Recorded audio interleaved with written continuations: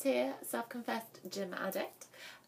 Today I'm going to talk about, I was going to say one of my favourite things, but basically anything to do with health and fitness I love. So all these videos are all about my favourite things. But I think it's probably a lot of gym goers' favourite thing is cheat meal. Cheat meals are actually really important because it keeps your body guessing, and it can get a bit monotonous trying to eat healthily, especially if you try to do healthy sort of on a budget or a little bit more economically, like I do.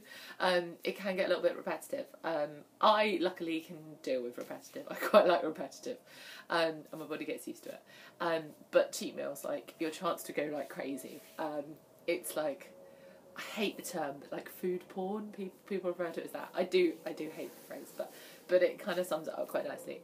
And the fact that you can kind of spend all week when like people are near you eating something, you're like, oh, that's going in cheat meal, oh, that's going in cheat meal. And by the time you get to like cheat meal day, you've got like this picture in your head of the most amazing meal you've ever thought of.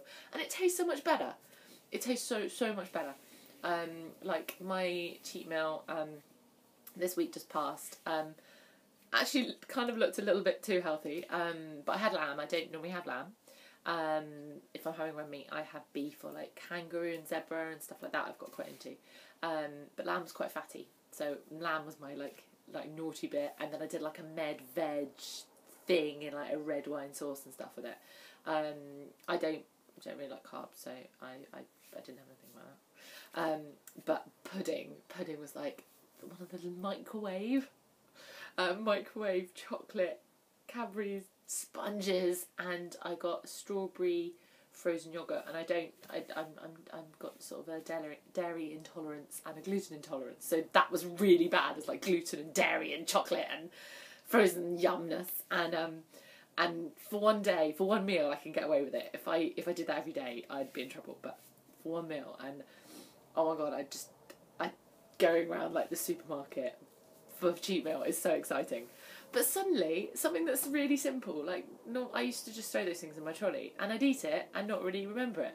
But now, like 4 days after cheat meal day, and I can still taste it, and it tastes so much better. So you appreciate food more, and it does treat your body, it keeps it guessing, and it stops those sort of cravings, because in the week when you're like, oh god, I really want chocolate sponge cake, you can think, well, I'm going to have it at the end of the week. It's not that far away, or whenever you set your cheat meal.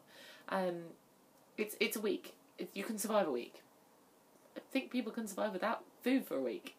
I mean, you'd be really ill, but you can wait. You can wait knowing it's coming. Whereas if you don't ever have stuff like that, that's when it all goes wrong and you crash and burn and you end up like eating all of Sainsbury's. The excitement behind cheat meal doesn't go either. And every week it's something new. Like I'm excited about something else. Like people kept talking about fish fingers a couple of weeks ago. I was like, right, cheat meal is going to be fish fingers because I really wanted fish fingers. But it's really important. It's really important to not like deprive yourself of that.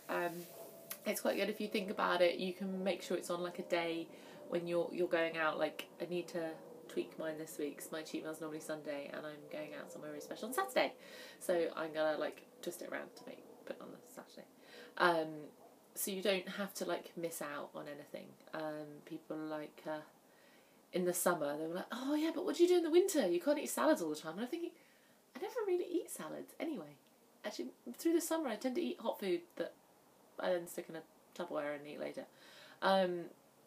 So it's this kind of thing that people think you're eating salads all the time and fruit.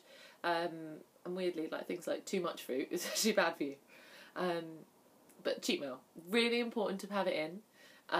You can always have like a little cheat meal book, a little like list on your phone. So when you're thinking about, oh, I really want that, just put it on the list, and then you remember when come cheat meal, I really want it, and it tastes so much better. It's like a little treat.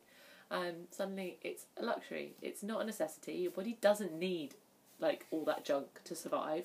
Your brain doesn't need that junk to survive. It's the complete opposite. So it is your little treat, and I think it's worth waiting for. So cheat meal, very important.